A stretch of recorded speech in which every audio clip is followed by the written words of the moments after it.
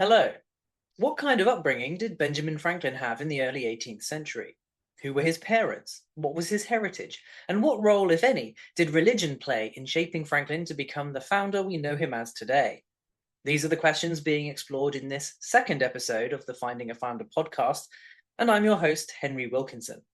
Today I'm joined by Carina Ohlen, who is the education manager at the Old South Meeting House in Boston, Massachusetts. Karina's going to tell us about her organization, its connection to Benjamin Franklin, and the role it played during the American Revolution, most notably with the Boston Tea Party. Karina, hello. Hi, thanks so much for having me. Pleasure having you. So, Karina, tell us, what is the Old South Meeting House? Why is it an important landmark in the city of Boston, and what did it do during the 18th century, this period that we're focusing on in our podcast? Yeah, so the Old South Meeting House is a Puritan meeting house. It was built in 1729, at least the building that's standing today. And it was built by a group of Puritans who were part of the Third Church of Boston. And it has a very lengthy history. Obviously, it's still standing today, so it's quite an old building. But for today, I think we're really focusing on its 18th century history, some of the 17th century history as well.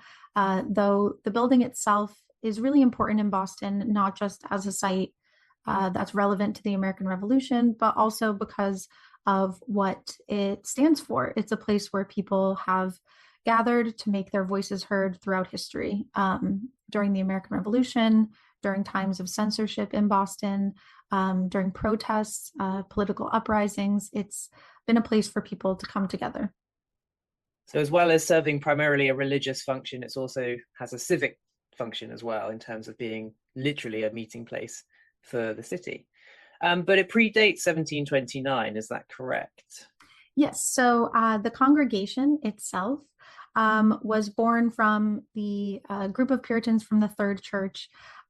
They gathered for the first time on May 12th, 1669, and they were creating a group that had sort of separated from some other groups in Boston, obviously third of those groups. And these groups were sort of separating because of arguments around baptismal rites. They were called the schismatics or the dissenting brethren. You could call them separatists, maybe. Puritans is sort of the umbrella term that we use for all of these people who were living in Boston who were separating from the Church of England. And so they're forming these sort of smaller groups. The Third Church has an original building. It's built in 1669. It is called the Cedar Meeting House, and it stands on the same land that the current building stands on. It was built of cedar wood, hence why it's called the Cedar Meeting House. It was a bit smaller than the current building is today.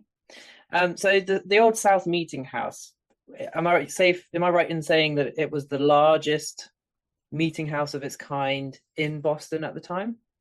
Yeah, so it was the largest indoor space in colonial Boston. It had, at the time when it was constructed in 1729, the new building, floor seating in the main hall was consisted of slip pews. Those are sort of traditional pews that you see in many churches. They were benches at one point, as well as box pews. You'll see those in a lot of Puritan meeting houses and some Quaker meeting houses as well. These were owned by families. They would pay the church for these box pews. They look like they sound like boxes with small doors on them, taking up a majority of the floor. And these were owned predominantly by very socially, politically involved families in Boston, and of course wealthy, because you're paying for that seating. Then there's other galleries up above that seating, taking up three of the four walls that make up the Old South Meeting House. And then the fourth wall would have been taken up by the pulpit. The one that stands today is not the original, but the original would have taken up a significant portion of that fourth wall set on the side. So quite a lot of seating, the largest indoor space in colonial Boston, which you can imagine is really nice real estate. This is a city that gets very cold in the winter and very hot in the summer. And although they didn't have heating or air conditioning, they had protection from the elements. And having a space that is protected from the elements can seat hundreds of people is really useful, especially because of the Puritan faith. This building was allowed to be used for secular and non-secular activities, and so religious and non-religious activities. And so it was a really useful space. So you mentioned that, well, it's obviously called the South Meeting House, and I presume that's because it's on the south side of Boston. Mm-hmm. We heard in the previous episode that during Franklin's time, you had sort of two districts, the North and the South. Benjamin Franklin, he grew up on the south side of Boston and lived on a street known as Milk Street, which is still there today. Yes. And I believe that the Old South Meeting House is also on Milk Street. Is that correct? Yes, the Old South Meeting House sits on the corner of Washington and Milk Street. Ben Franklin was born at 17 Milk Street, just right across the street from the Old South Meeting House. And he was actually baptized the day of his birth.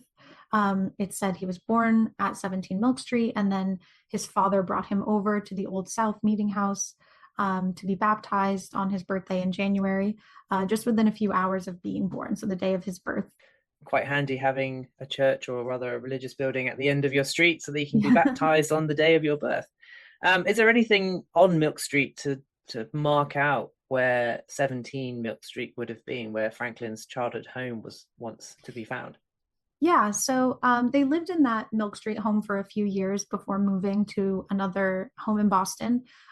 It's a very small city, so just really right down the street. But they lived in that home for a few years, and it stood for quite a while. In the 19th century, it actually burned down. So it's no longer standing today. There is a new building there. There's some businesses there.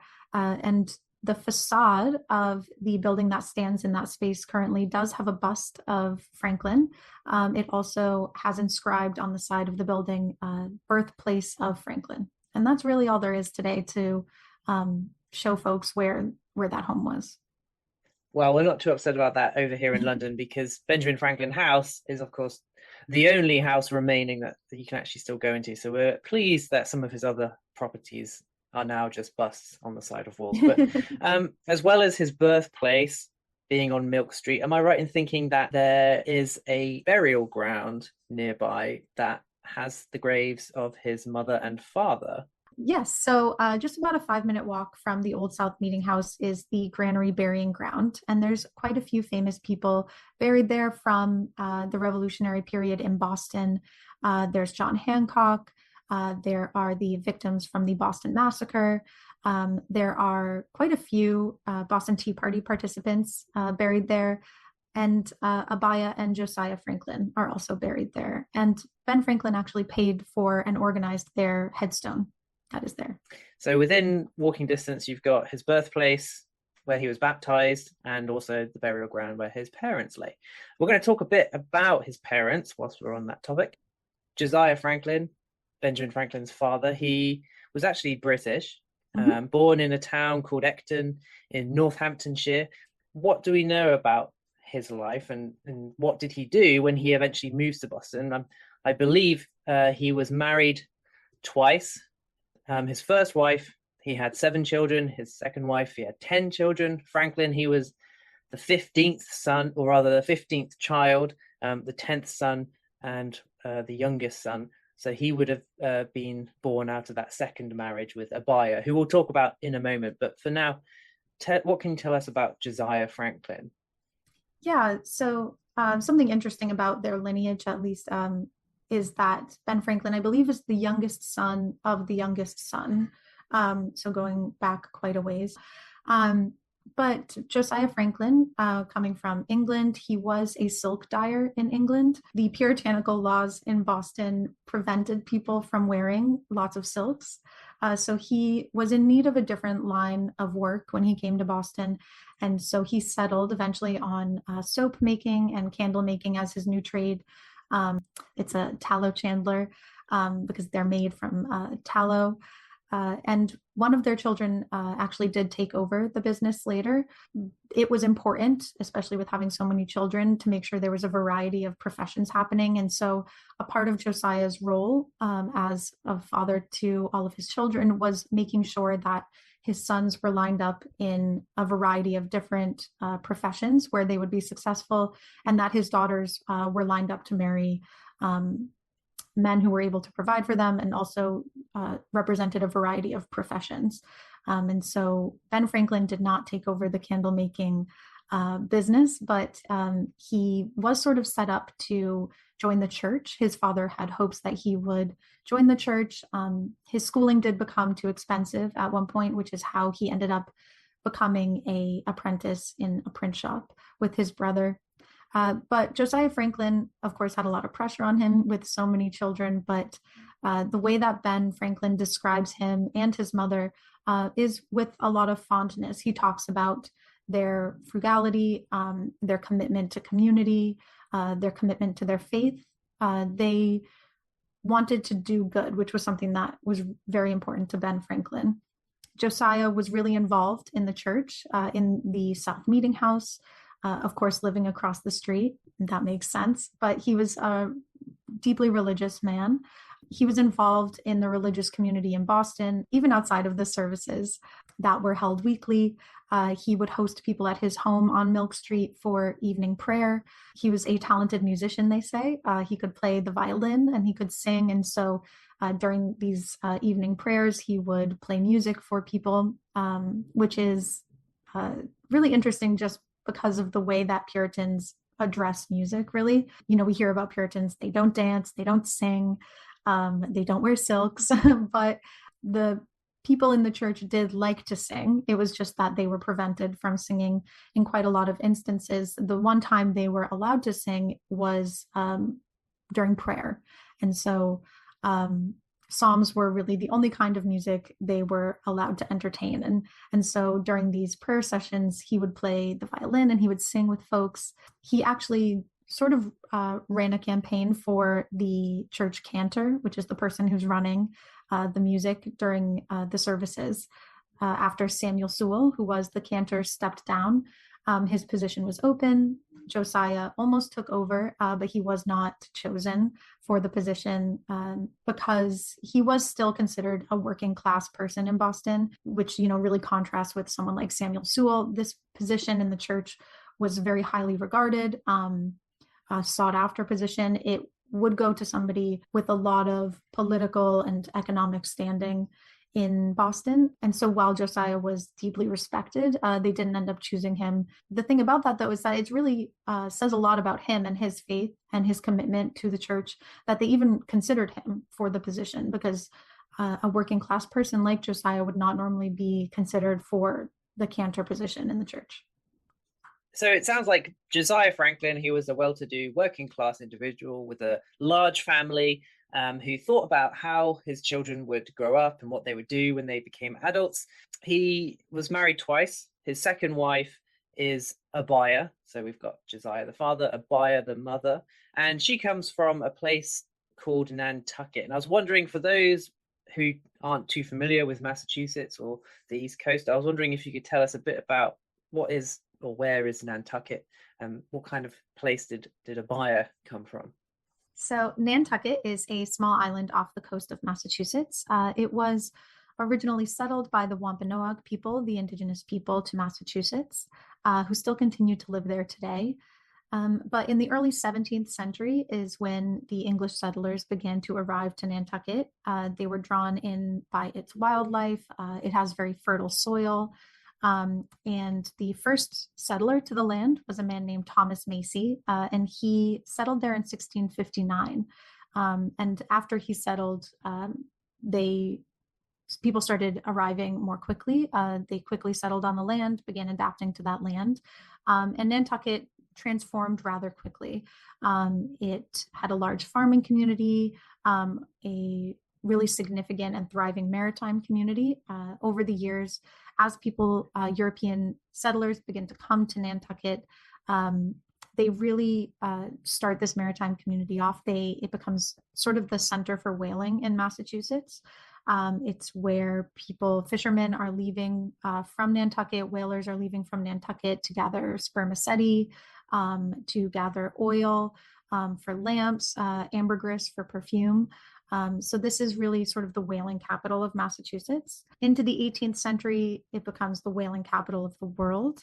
Abaya's family, the Folgers, she was Abaya Folger then, would have come from a village near Norwich, England. They came over to Nantucket as part of the Puritan migration. So they landed in Boston. They lived in some towns outside of Boston for a while. So Dedham was one of those towns, Watertown as well, eventually making their way to Martha's Vineyard and then landing on Nantucket. Peter Folger was the son of John Folger, so the first two Folgers to come over. Peter married a woman named Mary, and they had 8 children before they moved to Nantucket in the 1660s. And their last daughter was Abaya, who was born on Nantucket.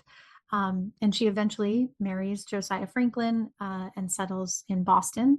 But Folger descendants, people related to Abaya and her family, still live on Nantucket today. It's a very close-knit community. Wow. So both Puritan descendants of English pilgrims, and I believe they get married at the Old South Meeting House as well. Is that correct? Yeah, they were really, really involved in the church, really significant members of that community. I think it's clear from Franklin's own words that he sort of is inspired by religion, and he learns a lot from various religious practices, but probably would have described himself more of as a deist. Yeah, by age 15, people say by his teenage years, sort of the middle of those teenage years, he is a deist. That's sort of where he falls solidly, though I think religion for him, as it is for many people, a journey that he took his whole life. He had very strong feelings as a young person, and those changed a few times, and he wrote about them with a lot of conviction, but he changed those opinions over time, especially as he got out of Boston and saw more of the world, meeting so many Quakers in Philadelphia when he goes there at a young age. When he visits England, when he visits France, he is thinking about enlightenment, he's thinking about world religion, and he begins thinking about really just like virtues was his main thing, and the idea of doing good. He made a few attempts throughout his life to try and determine what those virtues would be, what would be good virtues that would make someone a good and moral person.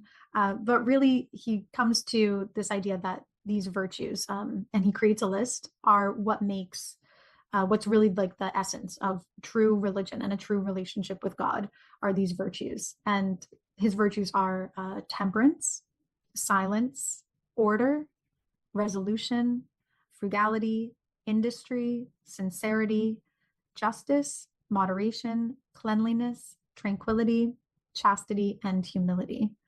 So he did have quite a journey with his faith, and landed in a few different spots, but really those virtues are something he keeps coming back to and continues to explore throughout his life. So we've heard a lot about Benjamin Franklin's mother, his father, his religious upbringing, but he doesn't stay in Boston forever. We'll hear a lot about Franklin's time in Philadelphia and obviously London later on in this series. But I was wondering if you could tell us what happened to the Old South Meeting House after Franklin leaves Boston. And obviously we're looking at the American Revolution. Are there any key events or major developments that happen with the Old South Meeting House in the lead up to the Revolutionary War? Yeah.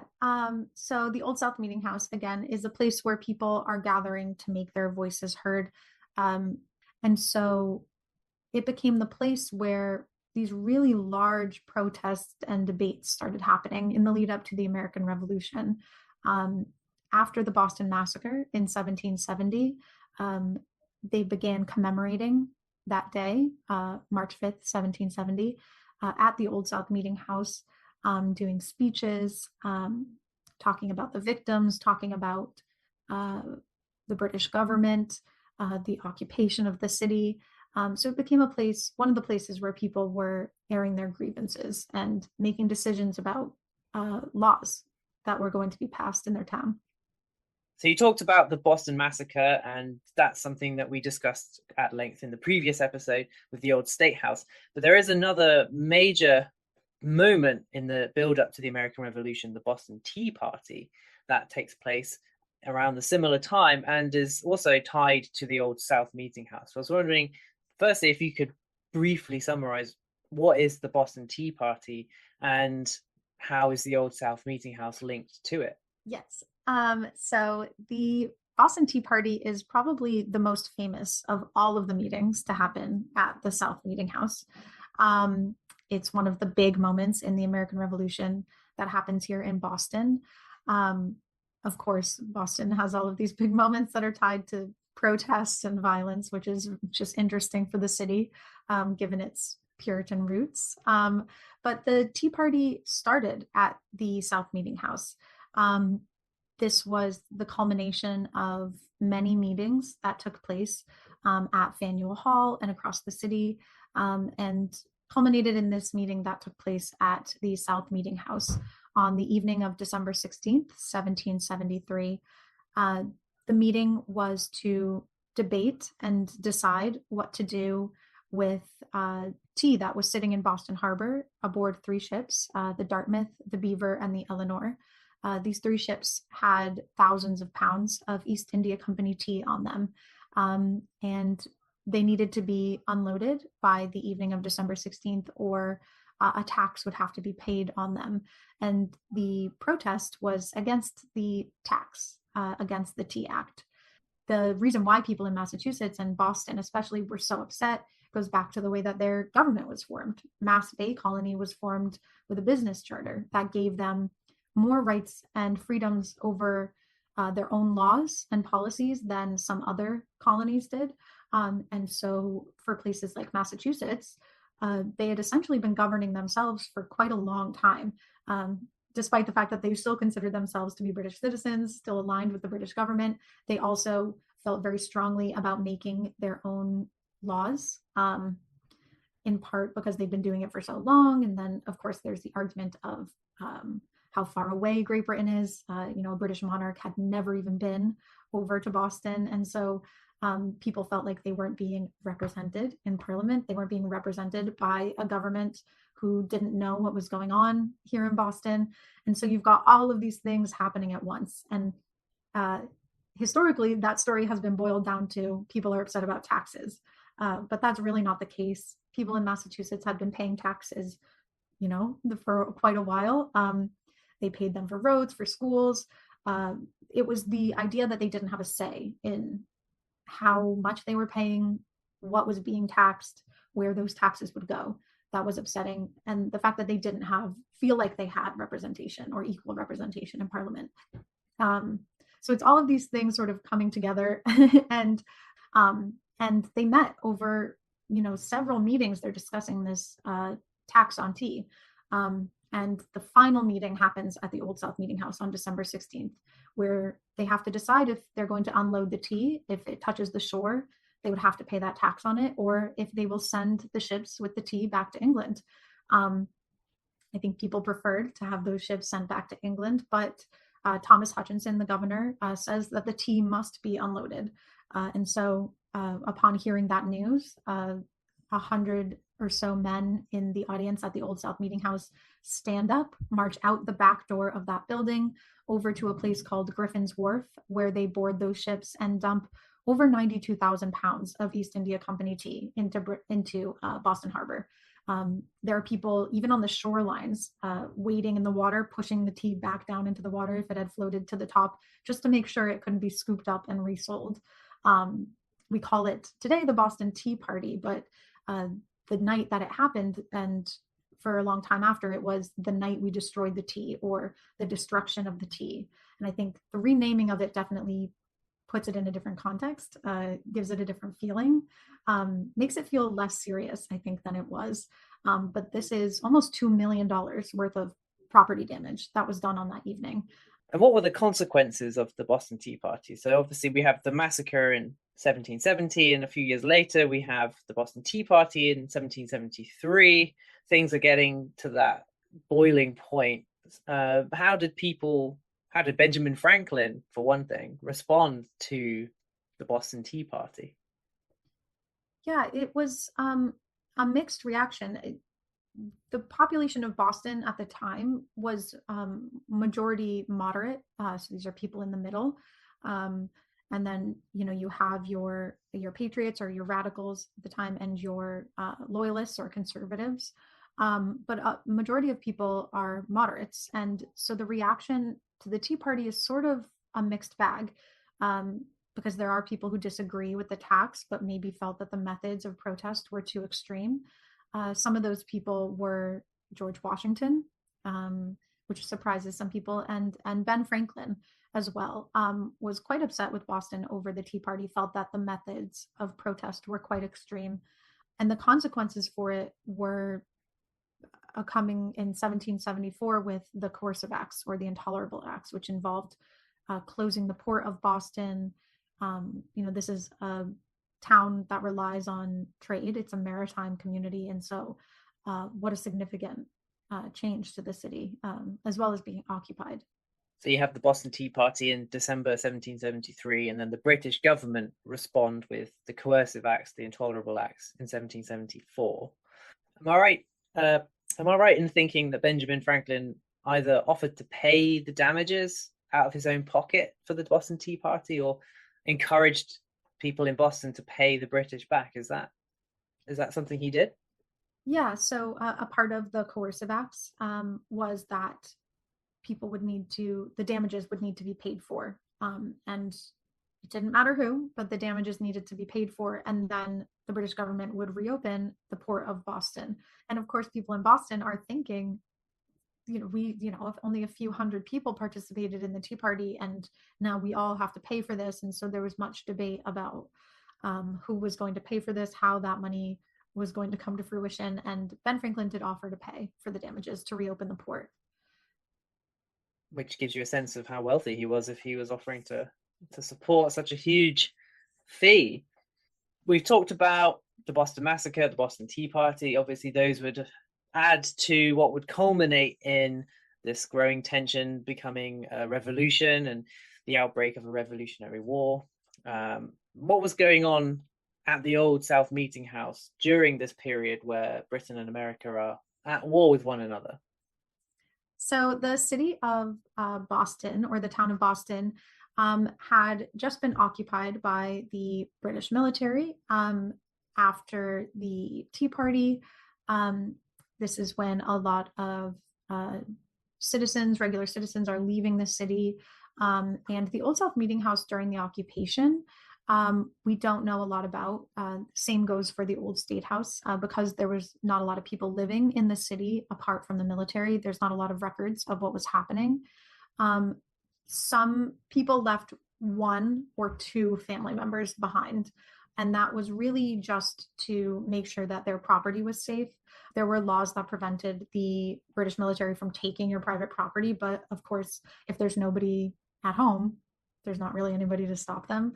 And so some people left one or two family members behind, but there really was no reason to stay because there was no food, there wasn't work, there were no people here. It was just the military, and it was harsh living conditions.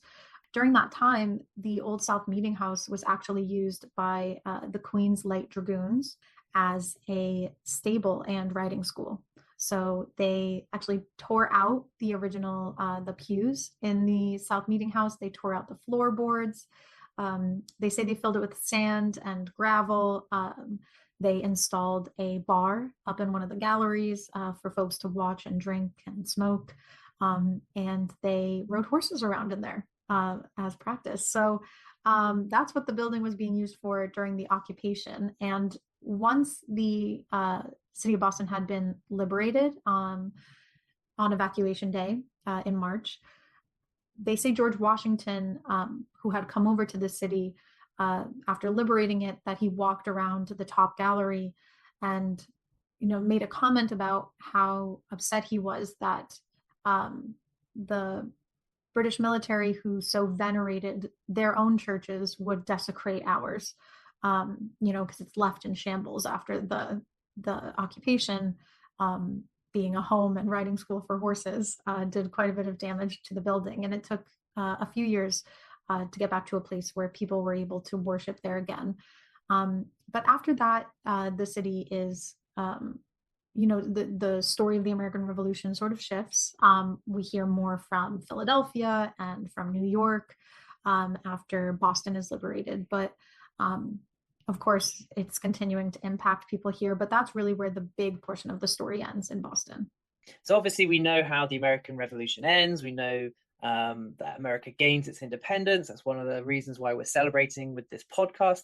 But in the immediate aftermath of the end of the Revolutionary War and the beginning of the United States of America, what happens to the Old South Meeting House? So after the occupation, people in Boston and the congregation are working to rebuild. So this takes quite a bit of time, but eventually they do.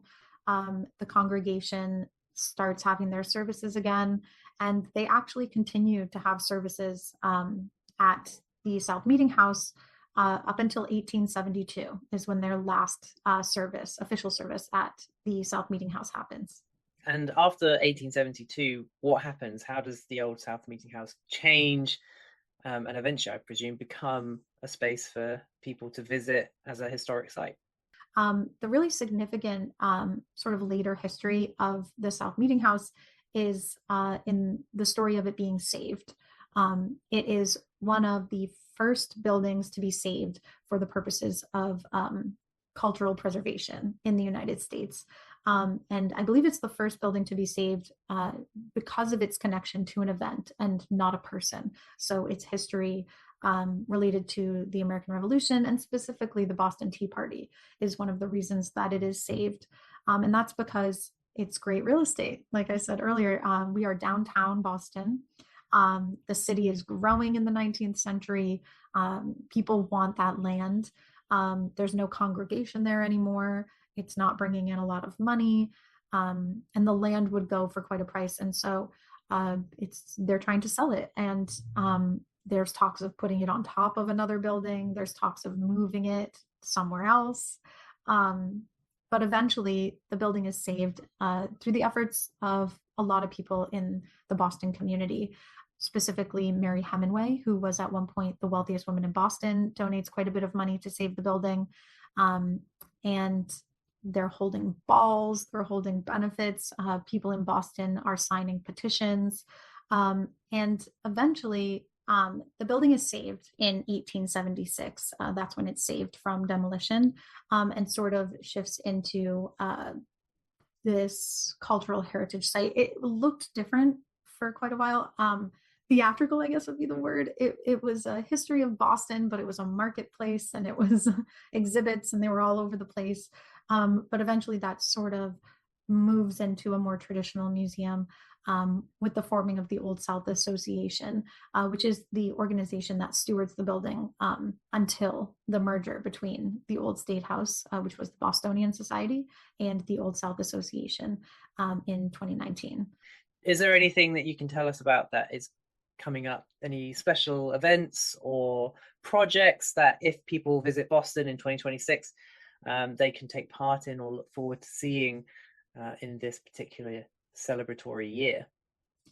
Absolutely. So it'll be a big year for Boston. Of course, 2026 is the 250th of 1776. So the Old State House will have a reading of the Declaration of Independence.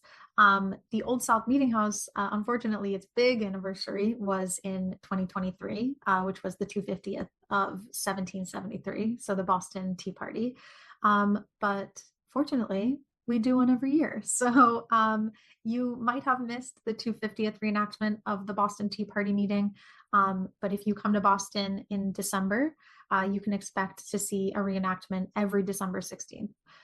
So if you find yourself in Boston, December 16th, 2026, you can see the 253rd reenactment. We're also working on quite a big installation that I don't know how much I can share, but quite a big installation, immersive experience going into the space. So I would say if you've been to the Old South Meeting House before, definitely give us a visit in 2026 to see this new installation, which should be going in July 4th.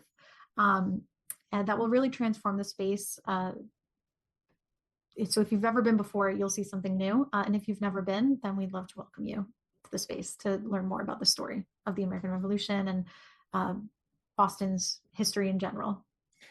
That all sounds very exciting, and I hope to be in Boston myself to see what this secretive new installation could be. It sounds very interesting.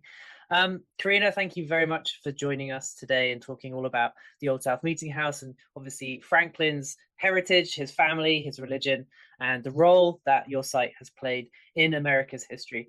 It must be a very exciting place to be, and even more so in 2026. Thank you so much for having me. That was Carina Ohlen, Education Manager at the Old South Meeting House in Boston, Massachusetts. Join us next time, where we'll be joined by the head of school at the Boston Latin School, where Franklin attended in the early 18th century. Until then, thank you for listening and goodbye.